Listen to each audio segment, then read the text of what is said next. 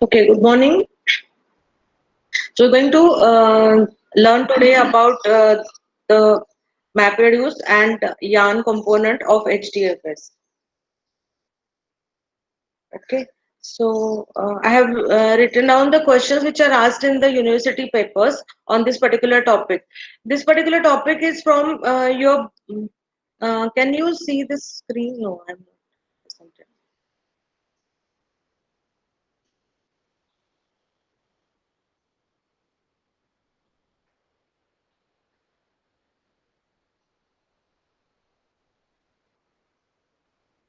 Okay, so we are on the second chapter of your textbook and the first module from your syllabus. Okay, that is the topic is Hadoop.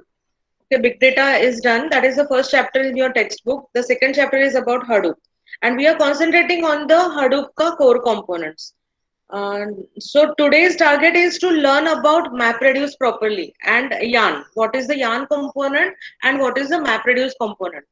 In the previous lecture we have seen about HDFS. Okay, so I have written down some of the university questions on Hadoop which are asked in the paper. So overall every paper has 10 marks of question on Hadoop, either on HDFS or either on MapReduce. Even MapReduce has got a big weightage, more than around 20 marks of questions are asked on MapReduce. So in as per the textbook there is fourth chapter on MapReduce where we are going to learn about the MapReduce programming. So right now in this second chapter, we are going to learn what is exactly mean by MapReduce and what are the components and how they are running, what is the physical architecture. So and what is how they work. Like in the second question, what is MapReduce, how the MapReduce work, and what is shuffling mean by. So this question was asked in for 10 marks. So in the second chapter we get only the introduction of MapReduce, and in the fourth chapter we are going to learn about the programming, like how to write a program, and we will see some examples of MapReduce programming, such as word count example, then finding maximum temperature on weather data set, or there can be a matrix multiplication problem. Or there can be matrix related problems on MapReduce which are asked in the previous papers. Okay, so have you understood? Today we are going to learn only about the introduction part, like what are the MapReduce components, what is it, and how it is happening in the cluster about MapReduce, what kind of signals are transferred. Okay, we are not learning about the MapReduce programming in this today's lecture. So after this, once this Hadoop is over, then instead of going to the MapReduce, I'll go as per the textbook sequence, and we will study about the NoSQL databases, and then we will again do the MapReduce programming, and we will revisit the topic. Okay.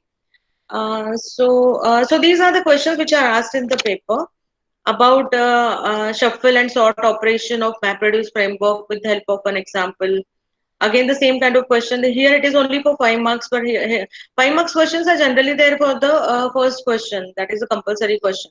So this chapter is very important chapter, and around 10 to 15 marks of questions are there on Hadoop topic. What are the Hadoop ka goals which are covered, or how the problems of big data are handled by Hadoop, or structure of HDFS and ecosystem. Okay, so these are the questions on Hadoop. If you have any doubts, you can unmute and ask me because I'm not able to see the chat window right now. Okay, so we've seen this big data as a huge data from variety of sources, high volume, high velocity, veracity, volume data, and we want to do the analytics because we want to improve our working. Okay, so Hadoop is a framework, Java-based framework, and it is open source. It can handle this big data because it allows you to do the processing and storing in a distributed fashion. Okay, then we have seen this. Okay, so now the four Hadoop has many components. Now it is as it is open source, people have contributed a lot, and now there are many components which are available. But there are four main modules which are needed to work with Hadoop. So okay, so the common libraries are always executed and they are available on each and every machine in the cluster. Okay, Hadoop common libraries are needed to start up the uh, Hadoop components, and they are residing on each and every machine of the cluster. Okay, yarn is a component that is for resource management. So it performs the job scheduling and resource management function, and it is present in like we'll see the components of yarn, and then we will understand. Some of the components are residing on one machine, and some of the components are residing on every machine. Okay, see what I'm telling you, that where these components are residing. Common is required for each and every machine. So whenever each and every machine of the cluster is started, these components are in the running condition, and it acts as a kernel. While yarn components, some of the components are running on each and every machine, and some of the components are only on a particular machine in the cluster. HDFS is a distributed file system uh, to store the file in a distributed fashion. And MapReduce, there are two ways to look at the MapReduce. Like from physical architecture, MapReduce has two components, the job tracker and task tracker. And from programmer's point of view, programmer is going to write a mapper function and reducer function by using the APIs provided by Hadoop MapReduce. Okay, so we'll see like what is MapReduce. MapReduce is a yarn-based system. In Hadoop 2.0, yarn is introduced, and Hadoop MapReduce is a yarn-based system. It can work with yarn, and it has to work with yarn only, so that it allows you to do the parallel processing of big data. It allows you to do the it allows you to do the parallel processing of a big data. Okay, so it provides you APIs, and the programmer can use them to write the program. Okay, so this was about the common package. This is the diagram that you have to draw for HDFS architecture. It is a master and slave architecture. You have the master as a name node and slave as data nodes. Then it uses a file system namespace. So name node follows the file system namespace, means a typical hierarchical file organization. Everything, your input and output, everything is stored in the form of a file. So it performs the operations such as opening a file, creating a file, moving a file, renaming, removing, or closing of the file, means your entire big data file. And it uses a hierarchical file organization similar to our operating system. So you have a directory, subdirectories, and files are stored in that. And plus it performs the another major operation of mapping of these blocks to the data node. So it keeps track of like it has a metadata information about the cluster, where it knows that how many data nodes are there, on which data node which of the blocks are present, and in which rack the data node is residing. So all this information is there with the name node. Then data node actually stores the data. Data node actually stores the data. So the data block is residing on the data node, and whenever the client is wants to read or write the block, it has to it allows the client to perform this operation.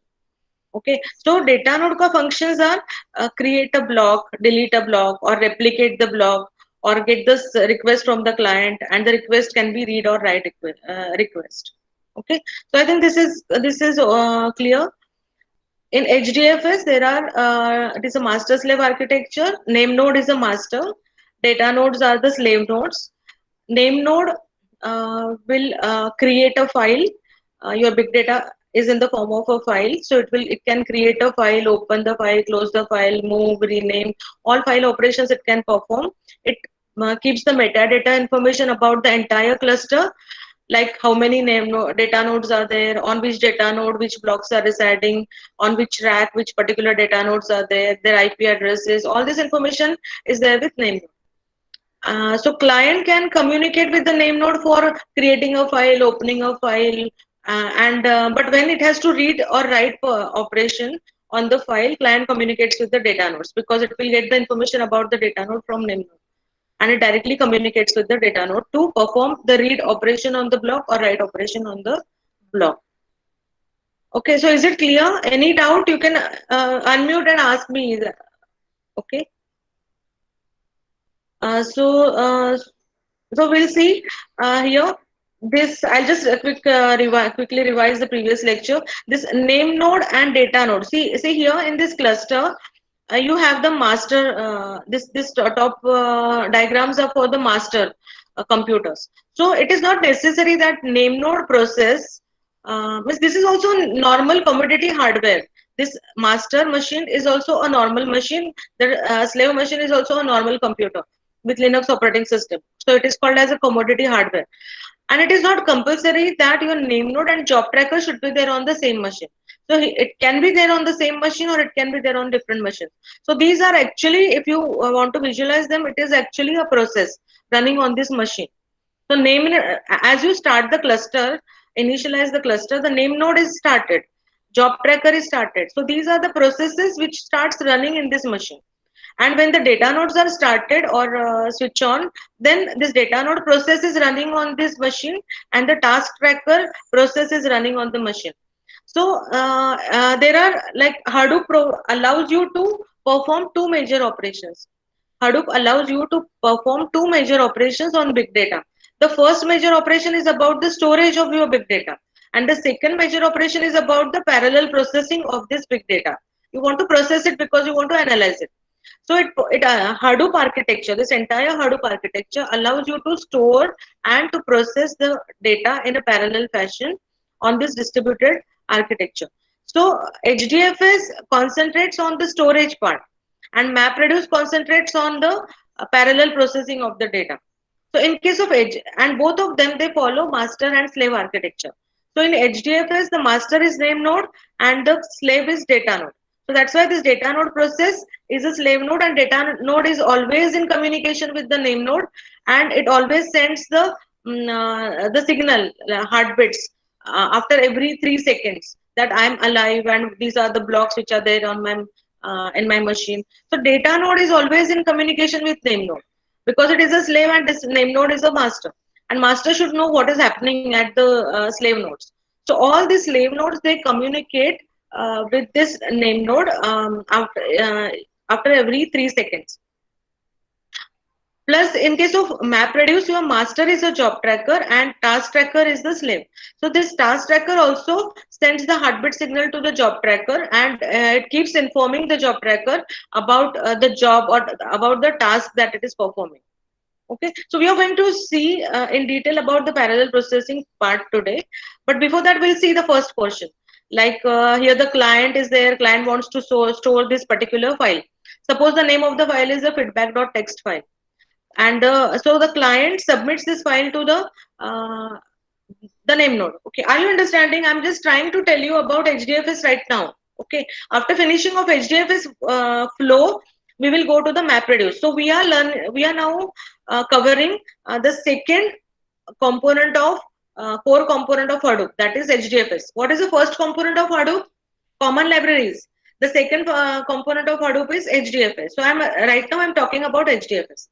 Okay, so client has a big file, feedback.txt file, and client wants to store this file in a distributed fashion. So client can send a HDFS request, or client can submit a Java program, or client can submit a Python program, or client can submit a PySpark program, or any other command.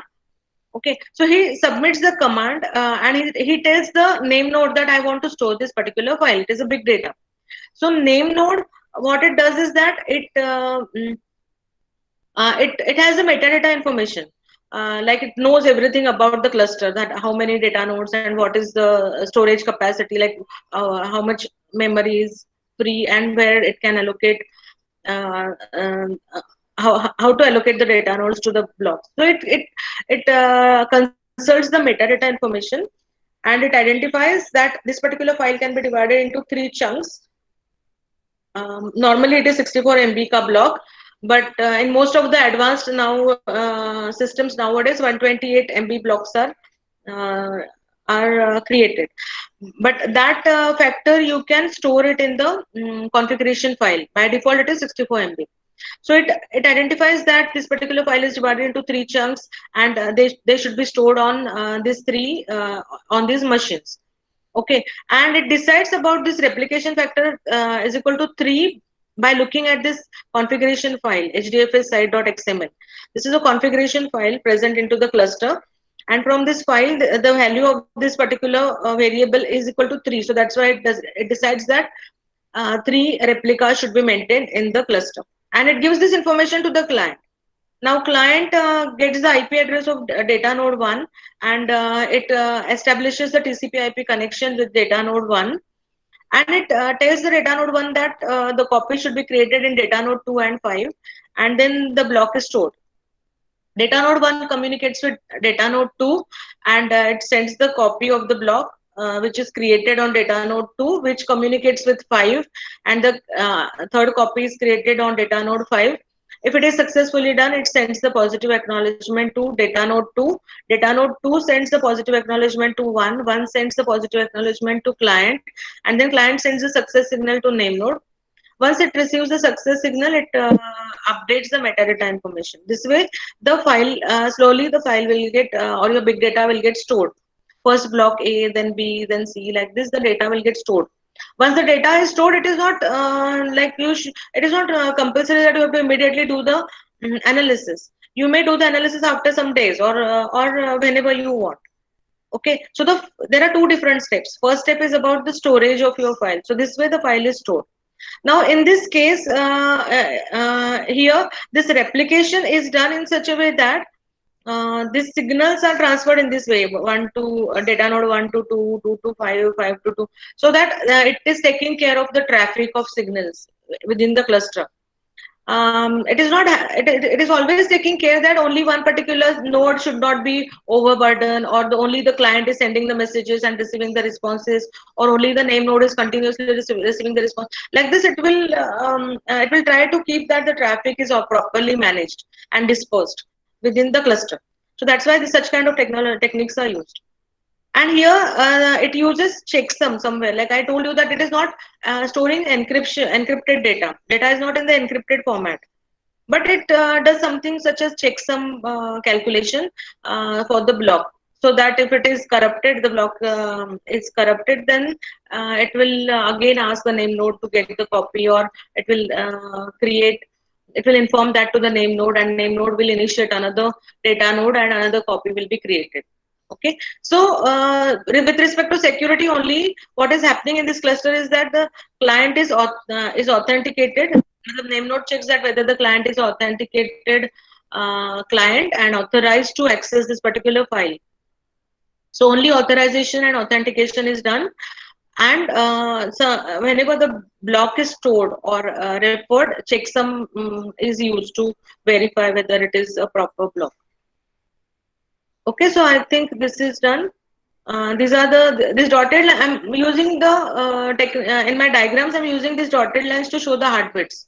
That these data nodes are sending the heartbeats after at every 3 seconds, and the 10th heartbeat is a information about all the blocks. In the 10th heartbeat, data node 1 will say that I have two blocks A and B, and they are still there. Okay, like this, it will send the information about the status of the machine. And even the name node, to handle the failures, name node is connected with computer networking. Say it is connected to secondary node, name node, or it is called as a backup name node. And it also sends node also sends the heartbeat signal to secondary name node, or secondary name node after every 1 hour. Secondary name node will get communicated to name node, and it will get the backup created. So after every 1 hour, a backup is generated. Okay, so now this here I'm just showing you that in the case of MapReduce, the map there are a programmer has to write mapper and reducer function. So that mapper and reducer function will be placed at the data nodes, and a reducer function will be placed in a particular data node, and they operate on this block, and intermediate code intermediate files are created. That is the intermediate output, and then the reducer will create the final output. Mappers are creating intermediate output. Now here this map function is operating on this block A, this map is operating on this block C, this map is operating on this block B. So means on the entire data set, the operations are happening in parallel, and they are creating intermediate outputs. And by after combining or after doing something about this intermediate output, reducer generates the final output. Okay. So right now you just remember that this on this data node, uh, the mapper task is executed by the task tracker, or the reducer task is executed by the task tracker on this data node, and they are creating intermediate outputs and final output. So mapper creates intermediate output and reducer creates the final output. The final output is in the form of a file. Your input is in the form of a file, and output is also in the form of a file. And if the output is big, normally the output is small because you have a huge data, but the value is very small. You just get only the small information which you need. So maybe the output, if it is small, it can fit into the single data node. But if the output is large, then output is also distributed, and it is also available in the form of chunks or blocks in the cluster. Okay, so this was about the storage part. Now we are concentrating on map reduce. Okay, so before that, this was remaining in the last lecture. So now in the exam, now when you are writing the answer, mm, can you see the screen?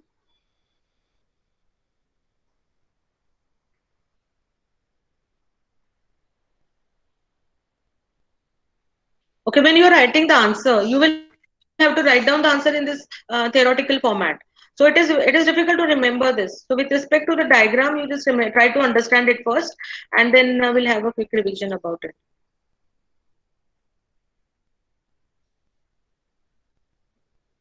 Okay, so is it visible? Yes, ma'am. Is it? Yes. Oh, okay.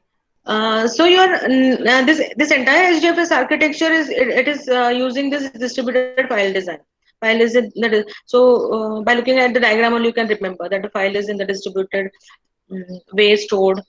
Then by looking at here in this space, here you can see that client communicates with the name node, and it is provided with the command line interface. So like a dollar prompt is provided to the client, similar to the dollar prompt. The prompt is provided to the client, and in front of the prompt he is writing the command to execute HDFS command, or he is executing a Python program, or he is executing a PySpark program. So he is provided with the prompt, and it is called as a command line interface. So command line interface is provided to the client through which it communicates with the name node. So this, with respect to the diagram, you can remember the second point. The third point is about this running on the commodity hardware. So all these machines are utilizing a simple machine with the Linux operating system, which is open source, so it is very cheap. Then the next point is it is highly fault tolerant, and then you can explain that the heartbeat signals are sent, so that if the data node is failed, name node, if it is not receiving any heartbeat, then it comes to know that this particular data node is not alive, and it may cross check, and it may try to find out, or it may try to restart, or it may uh, restart some other, or whatever the work is done here, it may initiate that with other computer. Okay, so it is highly fault tolerant. So the fault tolerance means there are 3-4 points. Like if the data node is sending the heartbeat, and if the name node is not receiving any heartbeat, then it will try to check whether what is happening with this particular data node. Plus, if the name node is failed, a name node is also it's connected to a secondary name node. Secondary name node will try to come to know about it. Or if the data is replicated, so that if this particular machine is dead completely, then the data is referred from some other machine, so the data is available. Or if this particular rack is inaccessible, which is a rare case, then or it can be rectified immediately. So if this rack is inaccessible, the data is will be available from some other rack. So because of this replication and heartbeats, the fault tolerant system is there. Then it is a distributed filing storage of a file, and file is stored in a redundant fashion, so that it is available 24/7, and you don't lose the data. Plus some other advantage is that it allows application to perform parallel processing. Okay, because the data is stored in on different machines in a distributed fashion, we can we can process this data parallelly. Means the mapper is parallel, all three mappers will start running at the same time, and the data is processed parallelly. Okay, then the for security point of view, if the client is authorized, and he is authorized to access the file, or then only he is permitted, or authentication is done. Then for here it is highly scalable system. Even if the size of or volume of your data, even if whatever it is increasing, you can go on and adding these machines here. And it is a horizontal scaling. It is not a vertical scaling. Vertical scaling means you just go on improving the capacity of CPU, you replace the capacity, you increase the memory, you increase the hard disk. So it is called as vertical scaling of a machine or in the system.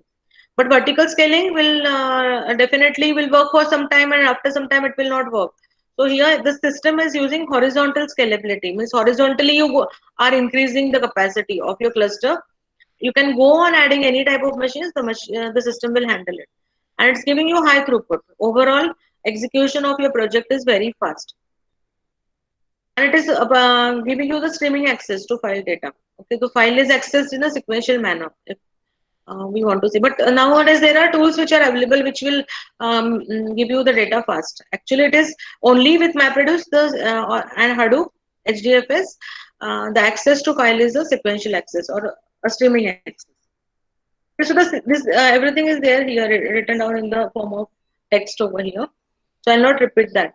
Now there are some other points like with respect to name node. What you can remember is that name node is also replicated. Then it is using commodity hardware with Linux operating system. It manages file names, system namespace, means hierarchical file directory and files. It maintains inode information like operating system may, and maps this inode to blocks and locations. Then it regulates the client access to file. These are the functions done by name node. It executes the file operations such as renaming, closing, opening. It creates the checkpoints and log. Plus this whatever is in the blue letters is important. Name node maps data node to the list of nodes and monitors the health of the data block and replicates the missing block. Okay, so this I think it is clear. Data node ka functions are actual data storage with commodity hardware, read and write operations from the client, and sends the hard bit 64 MB, or you can change that default size also, and it a list of commands are available to the client to read or write the file. Okay. So now, so move on to the next topic, that is about the third core component of Hadoop, that is MapReduce. Okay, so just a little bit modified the diagram. Now, what I'm saying is that assume that the file is stored. The first step is done. Client wants to store the file. File is already stored onto the cluster. There are 3 copies of each and every block, and data node 1 is a primary node, data node for the block A. Data node 3 is a primary node for block B. Means suppose anyone wants to refer block A, first the client is communicating with data node 1 for block A. For block B, data node 3, and block 5, data node uh, 5. Block C, data node 5. Okay, so we are assuming that the data is already stored into the cluster. Now, client is going to write the program. Okay, client is going to write the program that is called as a job. Okay, suppose the task or the whatever the job client has to perform, that program is called as a job with respect to the cluster, that this particular job is to be executed. So client writes this job in the form of a file such as word count wc.py file, Python file wc.py file, and he's going to write the main function, then mapper function and reducer function. Okay, and he's going to submit this job to the system. Okay, so now he is submitting the job wc job.py file and the name of the data file. The name of the file is feedback.txt, which is abc. So it is submitting the job along with the input information to the job tracker, to the system. So in the Hadoop, the job tracker will receive that information. And now job tracker will go through this particular job, and it will identify that, okay, map task is there.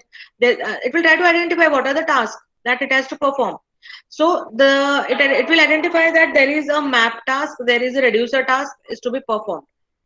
Okay, then this in this MapReduce architecture, there are 3 components. In the MapReduce architecture, we can consider about 3 components. That is a job tracker acting as a master, and task tracker acting as a slave. So task tracker is there on each and every machine, and job tracker. And job tracker is also connected to something called as job history server, which keeps the history of all the processing done previously. So it keeps the history of each and everything, like it is a log, and it is keeping track of all the jobs which are submitted or initiated and executed, successfully done, failure. All this history is recorded here in the job history server. Okay, so this there are three components: job tracker, task tracker, and job history server, which keeps the history of all whatever is happening in the cluster. And these are the slaves, and here in the dotted line the slaves are also sending the heartbeats, and they are informing the status of the task. They are going to perform the task, so they are going to tell that whether the task is over, or it is in which condition, or if it is there is any problem or hang, or it is waiting for data, or data is not accessible. So all these things are communicated by the slave to the master, so that master can take some action on that. So here the job tracker is concentrating on parallel processing, and it is a master of the cluster, and the task tracker is the slave of the cluster. Okay, so now what are the signals which are happening here in the cluster? So client has submitted the job, job tracker has gone through the job, and it has identified what are the tasks to be performed. Okay, now after identifying the task, it will consult with the name node that okay, I want to perform this particular task on this particular input file, feedback.txt file. So give me the information about this file, where this file is stored, and how the blocks are stored, and where to execute them. So name node has the metadata information. It will consult with the metadata information, and it will tell, it will take a decision, and it will tell, name node is also always in communication with yarn. Actually the job scheduling and resource management in Hadoop 2.0 is done by yarn, but I'm not writing everything about yarn in the diagram to, because otherwise it will become very complicated. Okay, right now you can just remember that name node will consult this job scheduling and resource allocation is done by yarn.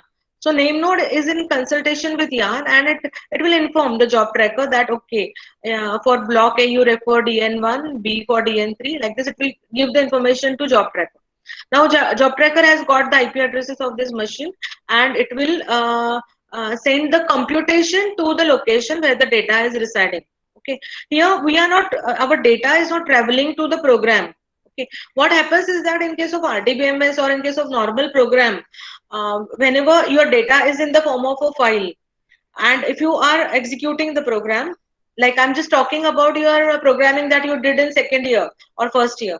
So what you do is that you are using any data structure such as array. Okay, array of employee, and you are having an employee table, and you fire the query on employee table. That employee table may be residing on some other machine, but when you fire the query, that data is brought into the array elements, and array are residing into the memory, and then your function is operating on the array elements. So what you are doing is that you are transferring your data to the location where your program is there. But here it is not the case. Transferring data is difficult. So what job tracker is doing is that it is extracting this mapper function, and it is sending this map function to this machines where this particular blocks are residing. So the computation is going to the location, because computation is hardly taking some kilobytes of size or MBs of size. So it is a very small information that can travel fast through the network.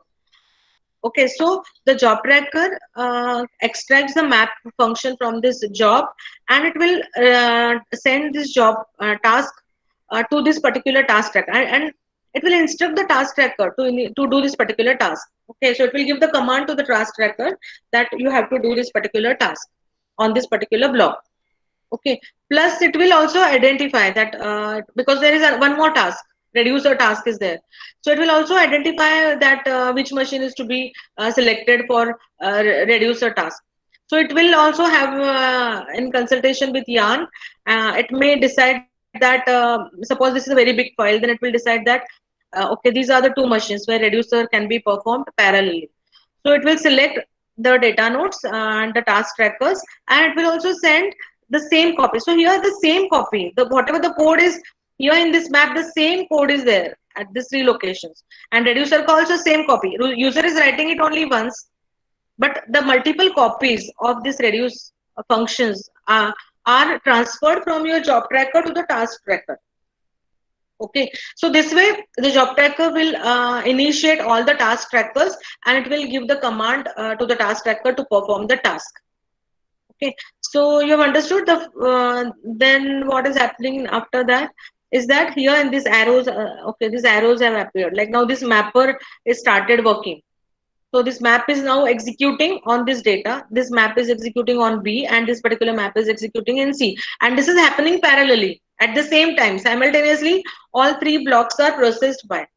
Uh, After processing them, what happens is that intermediate in output is created. Okay, and always the intermediate. So here the intermediate output is created here in these three nodes.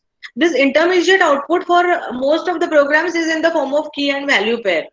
Okay, so this key k1 is a key and 1 is a value.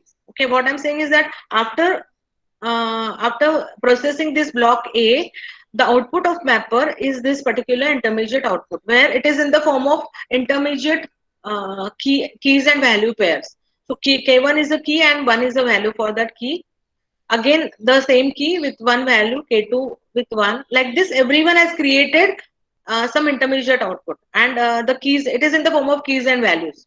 Okay, so your algorithms are structured in such a way that you get the intermediate output in the form of key value for performing any operation. Most of the operations, like 99% of operations. Then this uh, then there is a third task. Okay, the programmer is going to write only mapper task and reducer task, but there is one more task that is always done in this cluster, that is called as a shuffle task or group by task. But it is not programmer don't have to write it. It is done by the Hadoop framework. So Hadoop framework will observe this entire calculation, and it will initiate a task. So in between mapper and reducer, shuffling is done. Okay, mapper is done, written by the programmer. It is a programmer's logic. Reducer is also a programmer's logic. But in between mapper and reducer, there is a shuffle task which is done by the framework. Okay, now in this example, I'm showing here how shuffling is done. So what it does is that it will shuffle, like it has identified that two reducers are there. So and how many keys are there? Like six keys are there. So or five keys are there. K5 is missing. So five keys are there. So it will depending on the load of the machine, it will decide that three keys will go to this particular data node and two keys will go to this particular data node. Okay, or here also three keys are going, and here two keys are going. So depending on the volume of this output, intermediate output, and depending on the number of keys, it will take a decision. It will shuffle this output. And here I have used different colors to show you, so that here, okay. So here the keys K1 and K2 are brought to the machine data node 2, and that is acting as an input to the reducer task. Okay, so the keys are shuffled. Keys are shuffled, and these keys are also not taking much bandwidth of network. They are very small data, so it is transferred very fast. So the keys here, like you can see here, there are two keys from this particular machine. K1 is a key, and the two values are there. So for these two values here, but here they are shuffled in such a way that now you are getting key and a list of values. Okay, here I'm not showing it as a list. It is simply a key and value. But when it is shuffled, you get a key and a list of values. So from the first machine, both the keys are available. Values are available in the form of a list of value. Like so, this list is having two values, and K2 is also brought here. Then from this particular machine, K1 is shuffled, and it is transferred here with the list of value, and the value is only one. Here K1 is available in this machine data node 5, so K1 is also transferred here.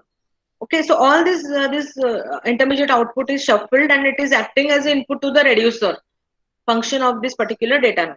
Okay, here also now here the key number 3, 4, and 6 are reaching to this particular data node 4. So 3 and 4 from this, and 4 and 6 from this particular data node 5.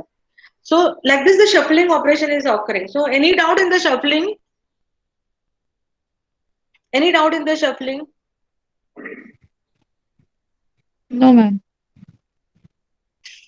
Okay, so the shuffling is done, and then so in shuffling is operation that is performed in between mapper operation and the reducer operation, and the output of shuffling is input to the reducer function. Now reducer will run on this particular data, and it will generate the final output. So I'm assuming that the final output is a big output. So it is available in the form of blocks, and it is typically it is named as part zero is the first block, part one is the second block, part three, part two will be the third block. Like this, it will be named as part zero, part one by default naming scheme. Okay, and now reducer will just do the aggregation or summation or average, or it will perform some operation on this intermediate output, and it will get the final output. So here I'm just trying to find out the total value for k1. So it will here there are the first is having two ones. Here there are two more ones. So total is four. For k1 total is four, and k2 total is one. Like this here also it has calculated k3 1, k4 2, and k6 as one. Okay, so this reducer is operating on the intermediate data which is shuffled by the framework, and it is generating the final output. If the final output is small, it is residing on a single machine and there is only one reducer. But there is no guarantee. Depending on your application and the size of the data, it will be decided. And if there are multiple reducer functions, then you are having the output in the form of chunks available on different machines. So once the output is generated, the client can initiate or it can perform or submit the another HDFS command to read the file, output file, and to see the output. So your input is in the form of a file, and output is also in the form of a file. Okay, so this way, this job tracker and task trackers are working. Okay, so this is done. Now we'll see, like in the exam, you have to write the answer for MapReduce. So you can say that MapReduce is a software framework. It helps in writing the applications because it provides the APIs and using them, programmer can write the application in Java or Python, and it helps in parallel processing. See here, the mapper and reducers are executed parallelly at the same time on multiple machines. So it helps in parallel processing of big data and large cluster, and it performs mainly three operations in the sequence: map task, shuffle task, and reducer task. Okay, then this also the 1.0 version takes care of scheduling and monitoring of the task. Even it can re-execute the failed task. Okay, then you have the single master as a job tracker, and slaves at every machine, task tracker at every machine. Typically your input and output is in the file. Then map task is the first task which will create intermediate key value pairs, and shuffling is done by the framework. Reducing is normally a aggregation or combination, addition, subtraction, or average, or maximum or minimum like uh, functions to be executed on intermediate output. Then at the cluster level, there are two processes: job tracker and task tracker. Task tracker performs the actual task, and job tracker instructs the task tracker to execute the task. There is a history server which keeps the historical information about the task. If the task is failed, job tracker will automatically relaunch the task on different node, if necessary, up to a predefined limit of retries. Like it will retry, and it will restart the task on. It will come to know, because your task tracker will not be able to send any signal that I am alive signal to the job tracker, and then the job tracker can relaunch the task again. It will restart the task again. Okay, in the exam sometimes they ask for only 5 marks high level architecture. So this is also a diagram which you can draw, or you can draw the previous diagram. Here in the Hadoop architecture, high level Hadoop architecture, you can show that there is a HDFS layer and MapReduce layer. HDFS layer is for storage of data, and MapReduce layer is for the parallel processing. In MapReduce layer, there are master is job tracker and task trackers are slaves. In case of HDFS layer, name node is a master and others are data nodes. Okay. Now here, this machine can perform multitasking. So it is having name node and plus one data node also. So there is nothing like you can have any type of configuration, or you can have a dedicated name node. Okay. So here the name node is performing two processes: name node process also and data node process also.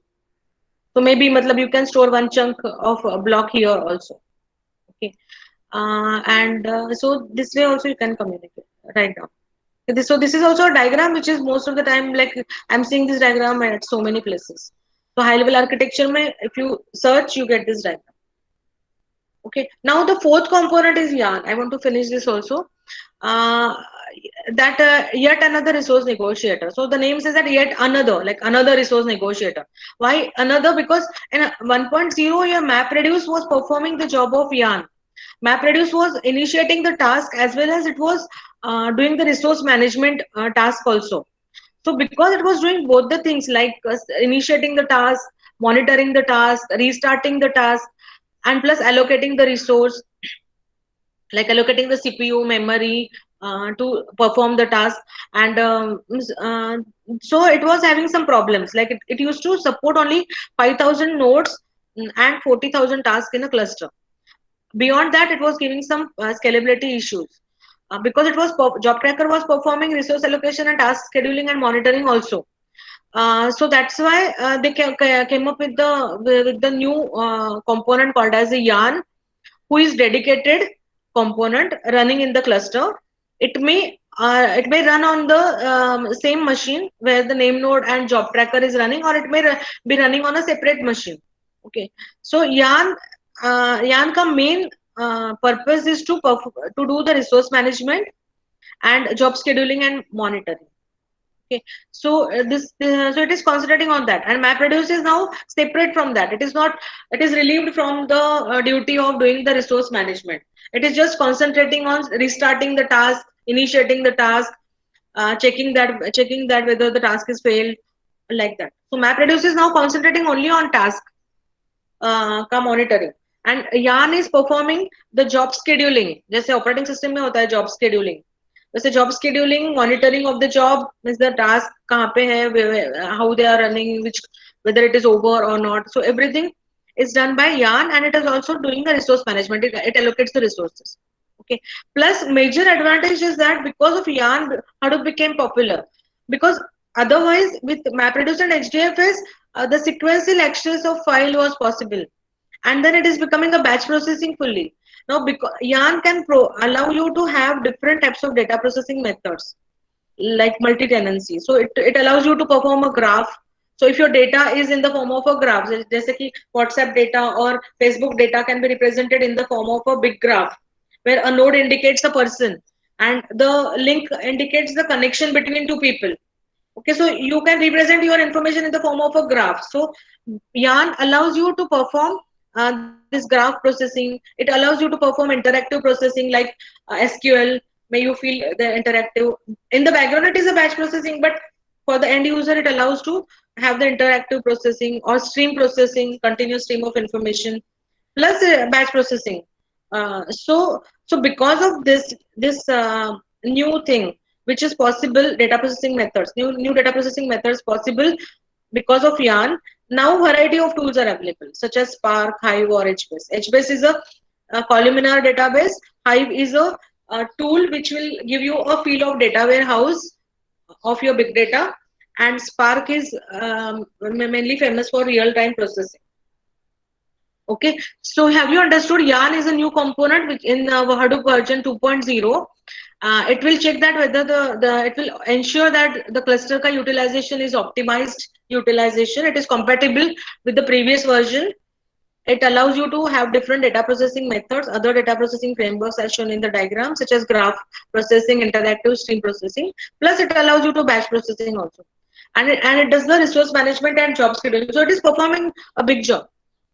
Now, in this diagram, now, now in this diagram, you see that here the yarn is there, like yarn components. So there are three main components of yarn: the global resource manager, node manager, and application master. Okay, and container is also we can say something called as container. Okay, but there are three main components, means three main processes. When you start your cluster, yarn is also started. Yeah, when you start the cluster, HDFS is started with name node is started, data node is started, task tracker, job tracker is started, history server is started, secondary name node is started, plus yarn is also started. Yarn is started means all these components starts running, like all these processes starts running. A global resource manager, node manager, application master, and container. So now if you observe the diagram, this global resource manager ka only one instance is there. So it is a master. And there is also one thing called as application master. So this global resource manager performs two operations: scheduling of job and application master. Okay, but application master can be there only once per application. But it can also be, there are two copies can also reside in the cluster, and it may reside on a particular data node. Okay, so this can be a dedicated machine, or it can be a machine along with the name node or job tracker. But this application master is at the data node side. But and there can be one application master, but the same copy of it can be, the replicated copy of this application master can be running in some other machine also. Okay, so these are the components. What happens here is that the global resource manager, it tracks the resources of the cluster. So all these node managers, they are in touch with this global resource manager. Node manager keeps track of all the resources of this particular data node, like how many CPUs are there, which CPUs are utilized, which is idle, how much memory is left, how much is your disk storage. All these resources information is gathered by the node manager for the data node, and it has provided this information to the global resource manager. So global resource manager can calculate the overall total memory of the cluster, total hard disk available, how many CPUs are there. So overall global resource management ke liye, this global resource manager has all the information sent via node managers to itself. Okay, so it tracks resources on the cluster. Even it decides the workflow for assigning the jobs. Then there is only one application master per application, but there are two copies here as per the diagram. And this application master, the signal is going to resource manager. When the application is started, application master registers itself with the global resource manager, and it will demand for the resources. Okay, application master will make a demand to the global resource manager to allocate the resources for executing the task. And then it track the status of the application progress.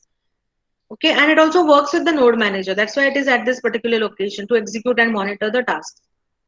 Then there are node managers at every data node, and they are responsible for launching this container. Okay, so you are running your Java task or Python task. To run that task, you need a runtime environment. So node manager will initiate the runtime environment for your Java mapper or Java reducer or Python mapper, and it will decide how much resources are to be allocated for executing that task, like one CPU or some memory requirement. So it will node manager will launch the container, and inside the container your task will be executed. Okay, so it monitors the application resource usage, like CPU ka utilization, RAM utilization, disk utilization, network requirement. Even it performs a log, like keeps log of everything, and it reports the resource manager. Okay. So there is one configuration file yarn site.xml, which is there on each and every node. And in this configuration file, everything about the resource manager, node manager is this information is stored, and it is available at each host of the cluster. Configuration file for yarn. So just last slide for today. That this is the workflow. Application is submitted by the client. Application manager is started by the resource manager. Like, just remember the diagram. Your global resource manager is there, application master is there, node manager is there, and container. This is at the data node, and this is at the name node, suppose. Then application is submitted by the client. Application manager is started by the resource manager. Resource manager and application manager, they register with each other and they know about each other. Application manager makes a demand for the resources to the resource manager, and it negotiates. Then the resources will be allocated by the resource manager. As per the resource allocation, application manager interacts with the node manager, and node manager launches the container, and inside the container the task is executed. Okay, once the task is over, this application manager and resource manager, both of them, they monitor the status of the application. And once the application is over, application manager will do the unregistration, because there can be more than one applications running in the cluster at the same time.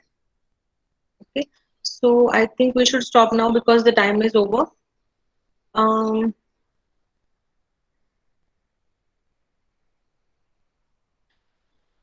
okay, so have you understood about? So today's lecture was to concentrate on map reduce and yarn. Okay, I'll pose the quiz. You solve the quiz. Ma'am, the quiz is already up.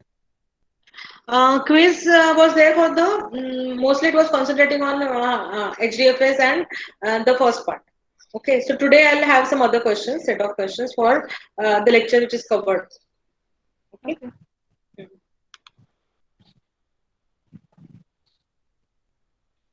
So see you tomorrow morning. Okay. Thank you, ma'am.